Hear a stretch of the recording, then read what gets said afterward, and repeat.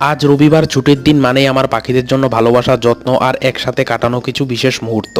সকালটা শুরু করলাম সানিকে ভালোবেসে আদর দিয়ে। ওর ছোট ছোট চোখে যে বিশ্বাস, সেটা যেন মন ছুঁয়ে যায়। আদর করার পর এলো স্পেশাল টাইম। ঠান্ডা ঠান্ডা জল স্প্রেতে সানি আর ম্যাঙ্গো পেলো এক ফ্রেশ স্নানের স্বাদ।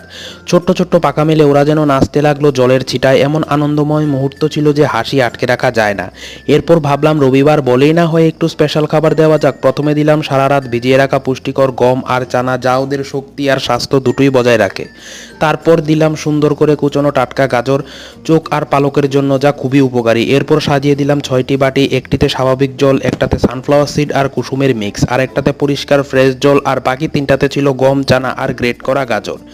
সবশেষে আবার ফিরে এলাম সানি আর ম্যাঙ্গোর কাছে। ওরা কাডল করছিল একে অপরকে আর আমার গায়ে এসে গা ঘেঁষে বসেছিল। শান্ত নির্ভর একটা মুহূর্ত, ঠিক যেমনটা আমার প্রতি রবিবারের একসাথে কাটাই। এই ছোট্ট ভিডিওটা শুধু একদিনের রুটিন নয়, ওদের সঙ্গে আমার বন্ধুত্ব আর